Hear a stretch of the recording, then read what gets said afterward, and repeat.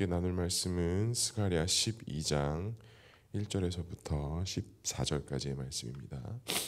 스가랴 12장 1절에서부터 14절까지의 말씀입니다. 네, 우리 한 절씩 교독하고 마지막 절을 함께 읽도록 하겠습니다. 1절 제가 먼저 읽겠습니다.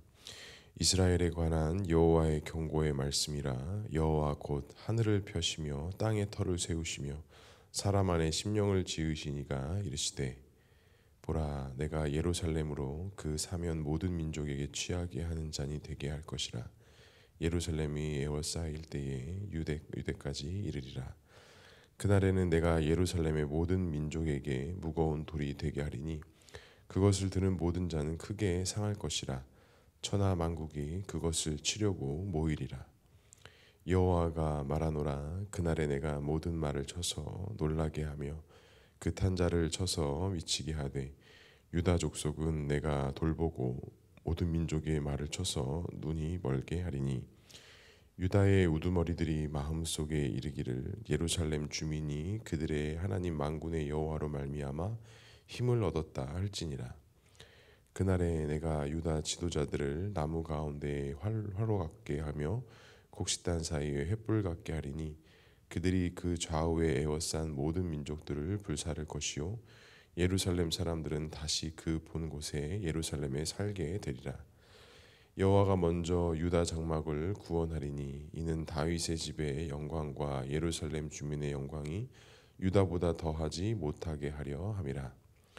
그날에 여호와가 예루살렘 주민을 보호하리니 그 중에 약한 자가 그날에는 다윗 같겠고 다윗의 족속은 하나님 같고 무리 앞에 있는 여호와의 사자 같을 것이라.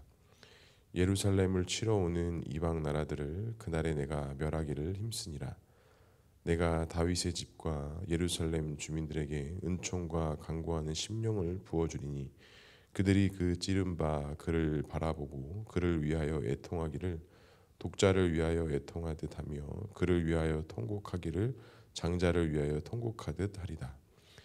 그날에 예루살렘에 큰 애통이 있으리니 묵깃도 골짜기 하다드모몬에 있던 애통과 같을 것이라. 온 땅 각 족속이 따로 애통하되 다윗의 족속이 따로 하고 그들의 아내들이 따로 하며 나단의 족속이 따로 하고 그들의 아내들이 따로 하며 레위의 족속이 따로 하고 그들의 아내들이 따로 하며 시므이의 족속이 따로 하고 그들의 아내들이 따로 하며 함께 읽겠습니다. 모든 남은 족속도 각기 따로 하고 그들의 아내들이 따로 하리라. 아멘. 오늘도 말씀과 기도 자리에 나오신 성도님들 사랑 축복합니다. 오늘 본문의 말씀을 통해서 주님의 귀한 음성 듣는 시간 되기를 소망합니다. 스가랴 12장부터는 이제 예루살렘에 대한 구원에 대한 이야기를 담고 있습니다.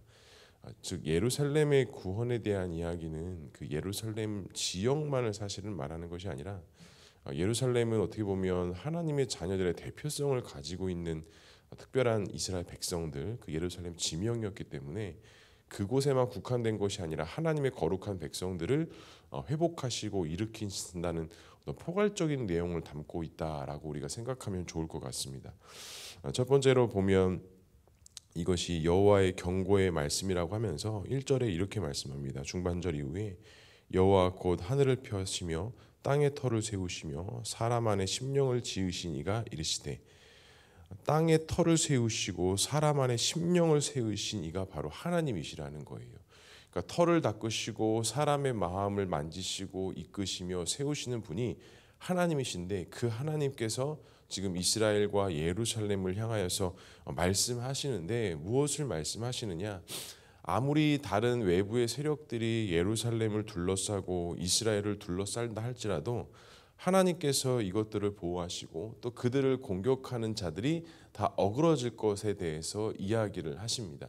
그러니까 이것이 하나님의 마음이었던 거예요. 지금 이 마음이 하나님이 갑자기 생 것인가 아니라 원래 하나님께서는 이스라엘 백성들을 선민으로 세우시고 그들 가운데 하나님의 은혜를 주셨고 언약을 주셨고 그들이 과거의 모든 순간 하나하나부터 그 민족들을 통하여서 온 인류를 구원하시기 위한 하나님의 구원의 계획이 있었기 때문에 이스라엘 백성들을 항상 보호하시고 인도하시는 그 하나님의 한없는 은혜와 축복이 있었습니다.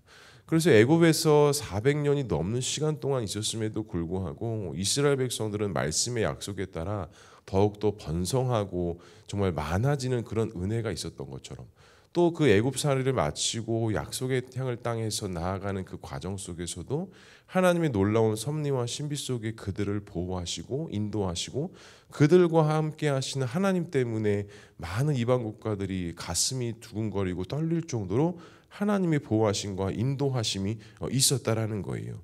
그러면 그 힘의 원천은 과연 어디에 있었느냐? 외부적으로 보이는 말과 병거에 있는 것이 아니라 바로 하나님께서 함께 하시는 그 은혜, 하나님께서 그들을 구원하시기로 작정하신 그 언약의 약속의 기준이 그들의 힘과 원천이 된다라는 사실을 이스라엘 백성들은 항상 기억해야 했다라는 거예요. 근데 어떻습니까? 역사적으로 이스라엘 백성들은 사실은 그 중심되어져야 되는 마음을 매 순간마다 놓쳐버리고 타협하고 협상하면서 정말 어떻게 보면 붙잡아야 될 것들을 붙잡지 못하고 붙잡지 말아야 될 것들을 붙잡으면서 어떻게 보면 그 언약 백성으로서의 옳지 못한 모습들이 이스라엘 가운데 있었다라는 것입니다. 하지만 하나님께서는 그들을 그냥 두시는 것이 아니라 다시 한번 그들 가운데 언약을 다시 한번 세우시고 말씀으로 항상 인도하셨다라는 거예요. 그러면서 그 이스라엘 백성들의 힘의 원천을 이스라엘 백성들이 이제 무엇이라 고백하냐? 5절에 이렇게 말씀입니다. 유다의 우두머리들이 마음속에 이르기를 예루살렘 주민이 그들 하나님 만군의 여호와로 말미암아 무엇을 얻었다고 말씀합니까? 힘을 얻는다라고 이야기합니다. 그러니까 이스라엘 백성들, 유다의 지도자들이 그들의 마음속에 이르기를 우리 예루살렘의 모든 사람, 그러니까 하나님의 거룩한 백성들은 만군의 여호와 하나님으로 말미암아 힘을 얻는다라는, 결국에는 그 힘의 원천이 하나님께로부터 온다라는 그들의 믿음의 고백, 그들의 마음의 심령의 고백이 지금 하나님 앞에 올려드리는 믿음의 고백이었다라는 거예요. 그러니까 이스라엘 백성들에게 지금 새로운 힘이 주어지고 새로운 능력이 주어진 것 같지만 사실은 새로운 것이 아니라 이스라엘 백성들이 원래 가지고 있던 것을 회복하고 원래 가지고 있던 것을 찾아가는 그 과정이라는 겁니다. 그러니까 결국 예루살렘의 회복, 예루살렘의 구원, 이스라엘 백성들의 구원은 없던 것이 갑자기 어느 날 딱 생기고 새로운 길이 열린 것이 아니라 원래의 그 모습들이 회복되어지고 원래 그들의 자리들이 있어야 될 것들이 회복되어지는, 찾아가는 그 과정의 여정의 속이라는 거예요. 이것을 보면서 이것을 좀 우리에게 적용하자면 우리도 마찬가지인 것 같습니다. 우리도 우리 신앙과 믿음이 어느 날 갑자기 새로운 것으로서 우리에게 덧입혀지는 것이 아니라 하나님과 우리 사이에 맺어졌던 그 언약의 근거의 말씀으로 인해서 우리가 원래 있어야 할 자리, 우리 안에 회복되어져야 될 그 하나님의 형상을 회복하고 하나님과 동행하는 그 샬롬의 은혜를 회복하는 그 원래의 자리를 찾아가는 것이 어찌 보면 우리 신앙의 여정과 믿음의 길이라는 것입니다. 사랑하는 성도 여러분, 그렇다면 과연 우리의 힘은 어디서부터 오는 것이겠습니까? 우리의 힘이 다른 곳에서부터 와서 그 원래 있어야 될 자리를 찾아가는 것이 아니라 우리는 이미 원래부터 우리가 가지고 있었던, 우리가 회복되어져야 될 그 모습들을 가지고 하나님의 뜻과 하나님의 말씀에 순종하는 그런 거룩한 자들로서 우리가 주님 앞에 나아가야 한다라는 사실입니다. 간절히 바랍니다. 한 주를 시작하는 월요일, 오늘 이 하루가 우리가 새로운 것을 강구하는 것이 아니라 우리 안에 언약으로 주어졌던 그 하나님의 능력을 회복하고 우리가 본래 있어야 될 자리, 본래 마음에 품어야 될 그 믿음의 마음을 품고 오늘 하루를 믿음으로 살아가는 저와 우리 모두가 될 수 있기를 주님의 이름으로 간절히 축복합니다. 그렇다면 이렇게 힘의 원천인 하나님을 회복한 이후에 이 예루살렘이 가장 먼저 해야 하는 일은 무엇이었겠습니까? 7절에 이렇게 말씀합니다. 여호와가 먼저 유다 장막을 구원하리니 이는 다윗의 집의 영광과 예루살렘의 주민의 영광이 유다보다 더하지 못하게 하려 함이라 라고 이렇게 말씀합니다. 여호와가 먼저 유다 장막을 구원하리니 라고 이렇게 말씀합니다. 여기서 이제 유다의 장막이라는 것은 바로 하나님이 거하시는 어떤 성전, 어떤 하나님의 임재를 상징한다라고 우리가 할 수 있습니다. 그러니까 지금 이스라엘 백성들의 회복과 이스라엘 백성들이 다시 한번 그 신앙과 언약의 회복이 과정 속에 있지만 이스라엘과 이 예루살렘에 가장 먼저 회복되어져야 될 것은 바로 하나님의 영광과 임재가 있어야 하는 그 성막과 성소의 개념을 가지고 있어요. 그러니까 결국에는 이스라엘 백성들이 그 하나님의 임재 가운데 그 성막을 중심으로 구약의 삶을 살아왔기 때문에 하나님은 그 이스라엘 백성들에게 가장 먼저 회복하게 하시는 것은 어떤 삶의 변혁과 삶의 터전도 회복도 있지만 그것과 함께 아니 그보다 먼저 하나님의 임재가 있고 하나님의 역사가 있어야 하는 그 하나님의 귀한 그 하나님의 임재 사역 예배의 장소가 먼저 회복되어지는 것을 주님께서 말씀하셨다라는 것입니다. 왜냐하면 하나님의 성막을 그곳에 두셨다라는 것은 어떤 대표성과 상징성을 가지고 있기 때문입니다. 그렇기 때문에 여호와께서 주민을 보호하시고 약한 자가 다윗 같고 다윗 족속은 하나님 같고 또 이방 나라들로부터 보호와 구원에 있을 것이다 라는 이런 말씀들이 이어지면서 하나님께서 보호하시고 인도하실 것에 대한 분명한 방향성을 하나님께서 이스라엘에게 제시하셨다라는 것입니다. 그러면 우리의 삶도 어떻겠습니까? 우리의 신앙의 삶도 어떻겠습니까? 우리가 가장 먼저 회복해야 되고 가장 먼저 찾아야 될 자리는 바로 하나님을 예배하는 예배 자리라는 거예요. 제가 어제 학습받아야 될 친구들 3명을 이 앞에서 좀 이렇게 훈련을 했는데 학습에 관련된 그 질문들이 보면 아마 성도님들 보시면 알겠지만 되게 기본적인 질문들이거든요. 그런데 제가 항상 할 때마다 느끼는데 우리가 이 신앙과 믿음의 길을 걸어가는데 이 가장 기본적인 내용들을 잘 우리가 숙지하지 못하고 있다는 걸 제가 어제도 한번 받았어요. 특별히 그 학습 질문에 우리의 예배 생활이 어떠해야 됩니까? 라는 이 질문이 있는데 그 질문의 답이 이겁니다. 하나는 성도들이 모여서 드리는 예배 생활이 회복되어져야 되고 하나는 우리의 삶의 예배가 회복되어져야 된다라는 이런 문구들이 있어요.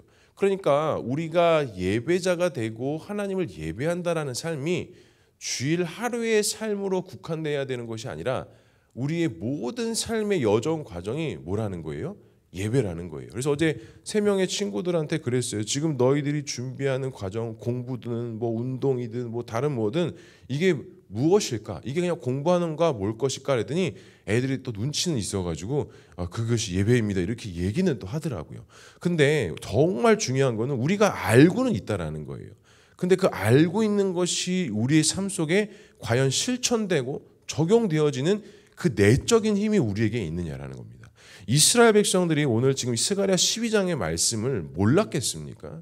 이 이스라엘 민족은 이미 삶의 배경 속에 이들은 뼛속까지 그 하나님의 어떤 율법의 내용들을 가지고 있는 자들이었기 때문에 지금 오늘 이 스가랴 선지자가 하나님을 통해서 하는 말들이 새로운 것들, 신비로운 것들이 아니라 이미 이스라엘 백성들 가운데 그냥 세뇌적으로 알고 있는 내용들이었다라는 거예요. 그런데 이스라엘에게는 어떤 힘이 없었느냐? 그 알고 있는 것이 내 삶 속에서 적용되어지고 열매 맺는 그 힘과 그 능력이 그들 안에 없었다라는 것입니다. 그런데 오늘 하나님께서 다시 한번 말씀하시는 것은 내가 너희들의 보호가 되고 너희들을 언약으로 세웠으니 너희들이 이와 같은 회복과 여정 속에 예루살렘의 구원을 이루어야 된다. 너희들의 구원을 이루어야 된다라는 그 말씀들을 하나님께서 계속적으로 이스라엘 백성들이 하고 계신 것입니다. 성도 여러분, 우리가 가진 신앙, 우리가 많은 것들을 알고 있는 것 같으면서도 많은 것들을 인지하지 못할 수도 있고요.